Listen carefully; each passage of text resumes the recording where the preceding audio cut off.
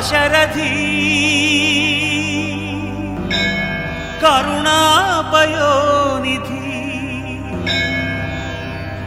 శ్రీరామనామము ఎంత మధురమైనదో రుచికరమైనదో చెప్పడానికి ఒక పద్యం ఏంది. అసలు దాశరథి శతకంలో పద్యాలనేవే. దీనికి ఒక ప్రత్యేకత ఉన్నది. ఏమంటున్నారంటే గోపన్న గారు,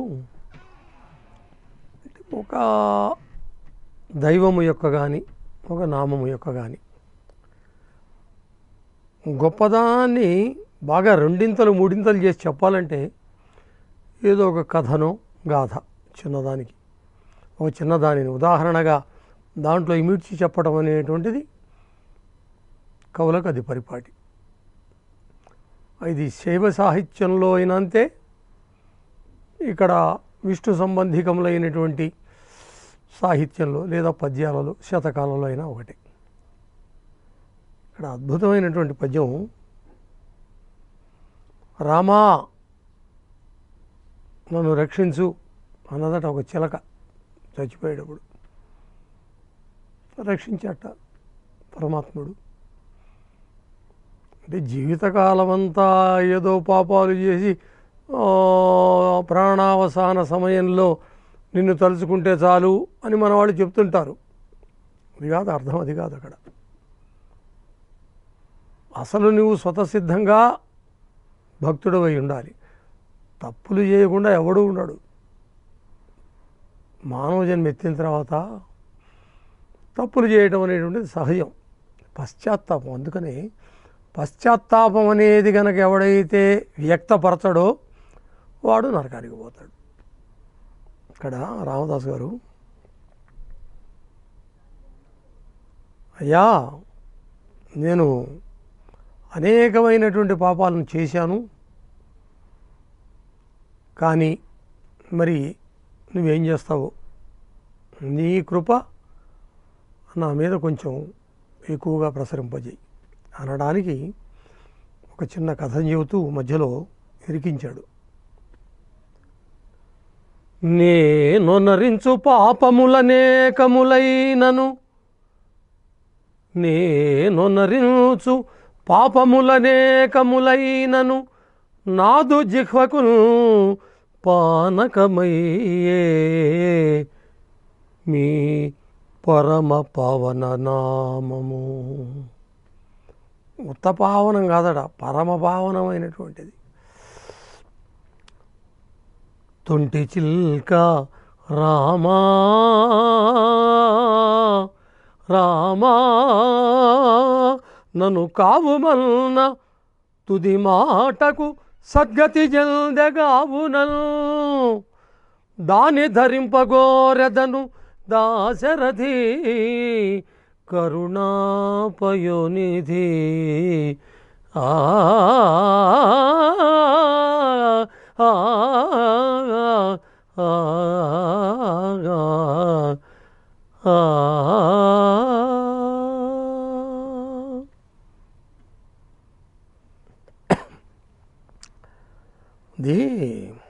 దాని పేరు జీవంతి. జీవంతి అనేటువంటి ఒక వేశ్య ఉండేదట. వేశ్య అంటే అది దాని వృత్తి, మరి దాని వృత్తే. అయితే ఏం చేసిందంటే అది ఒక చిలుకను పెంచింది. దానికి రామ రామ రామ అనడం నేర్పింది.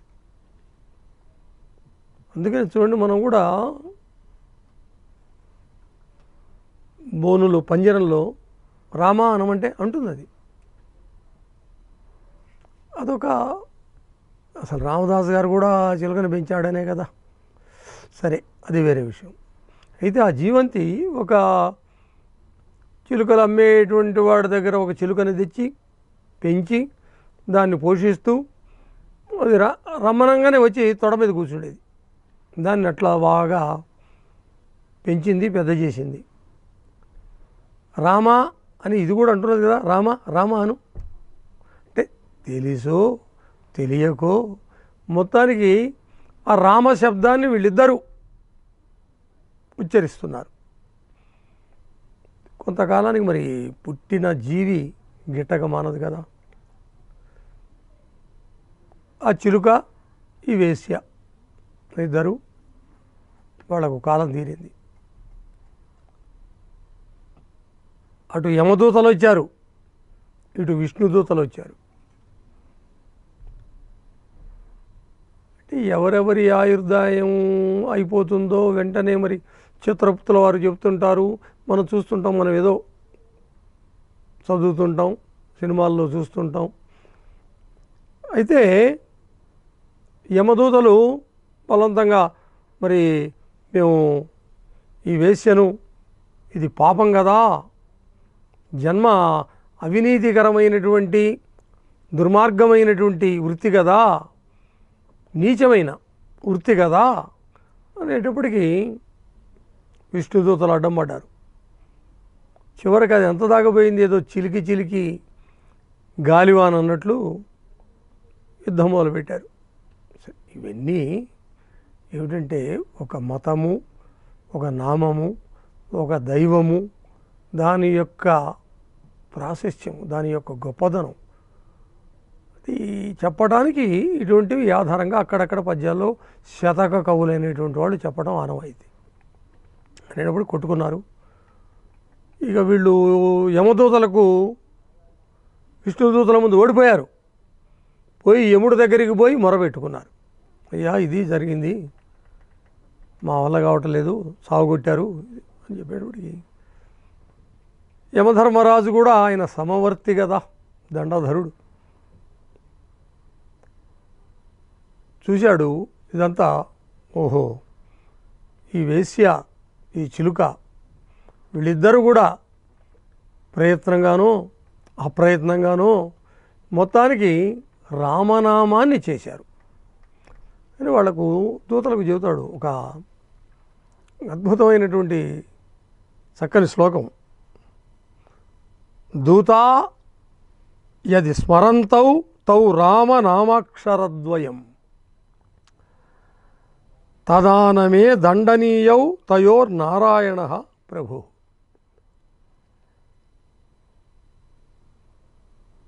దూతలారా, వారు మరణించే సమయంలో రామ అనే 2 అక్షరాలు పలికిన వారు కాబట్టి ఈ వేశ్య, ఆ చిలుక ఇద్దరు అన్నమాట మన చేత దండింపదగిన వారు కారు సుమా, వారికి ప్రభువు ఆ శ్రీమన్నారాయణుడే, వారికి ప్రభువు ఆ శ్రీమన్నారాయణుడే. ఇది అందువల్ల ఇక్కడ ఏంటన్నమాట,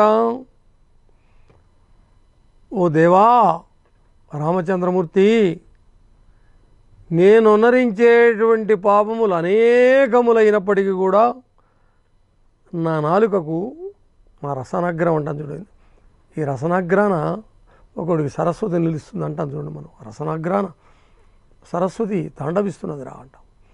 నాకు నీ పరమపావనమైనటువంటి రామనామం అనేటువంటిది అక్కడ తిష్ట వేసుకున్నది, అక్కడ కూర్చున్నది, కాపురం చేస్తున్నది.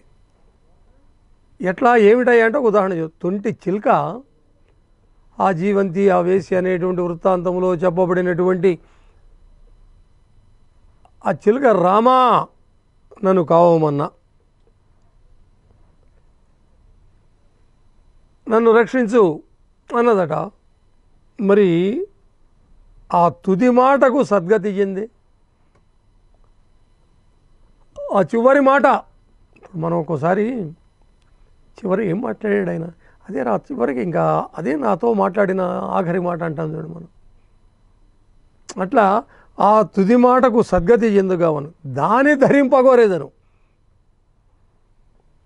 కాబట్టి నా జిహ్వాగ్రాన ఆ రామ అనేటువంటి 2 అక్షరాలు అది శాశ్వతంగా చక్కగా నిలిచిపోయేట్లు చేయవయ్యా. ఇప్పుడు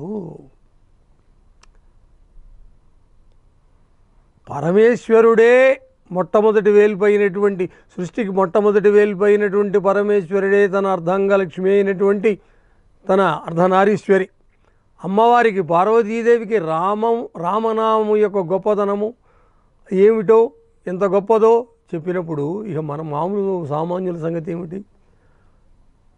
పరమేశ్వరుడే రామనామము, రామాయణము, ఆధ్యాత్మ రామాయణము ఇవన్నీ మనకు ఏంటంటే పూర్వకాలం ఇళ్లల్లో ముసలమ్మలు, ముసలయ్యలు, పెద్దవాళ్ళు ఇవన్నీ కూడా ఏంటంటే వాళ్ళకు వద్దన్నా కూడా వచ్చేది. ఎందుకంటే ఇంట్లో పొద్దున్నే చిమ్ముతూనో శుభకార్యాలలోనో ఈ సంప్రదాయం ఎప్పుడొచ్చింది? పెళ్ళిళ్ళలో రికార్డులు వేయటం అనేటువంటిది ఆధునిక కాలంలో వచ్చింది. రికార్డులు వేయటం కాదు, పెద్దవాళ్ళు ముత్తైదువులైనటువంటి వాళ్ళు అమ్మాయిని పెళ్ళి కూతురు చేయటం దగ్గర నుంచి, గౌరీ పూజ దగ్గర నుంచి అనుకోండి, పోని అమ్మవారికి పూజ చేయాలిగా, తలబ్రాలు, మాంగళ్య ధారణ, అత్తవారింటికి పంపేదాకా అదొక పెద్ద ఒక ప్రక్రియ. అత్తవారింటికి పోతూ పోతూ అందరూ కన్నీళ్లు పెట్టుకోవటాలు, సంప్రదాయాలు, ఒక మధురమైనటువంటి అనుభూతులు ఇవన్నీ కనుమరుగెత్తున్నటువంటి కాలం. దానికి మనం ఏం చేయలేం. సృష్టి, కాలధర్మము, ఈ హడావుళ్ళు, ప్రభావము దాన్ని ఎవడూ తప్పించుకోలేడు. కాబట్టి ఓ రామచంద్రమూర్తి తండ్రి, ఆ రామనామాన్ని నీవు గనక నా జిహ్వాగ్రాన గనక శాశ్వతముగా ధరింపజేసినట్లయితే అయ్యా నీకు జీవితాంతం రుణపడి ఉంటాను.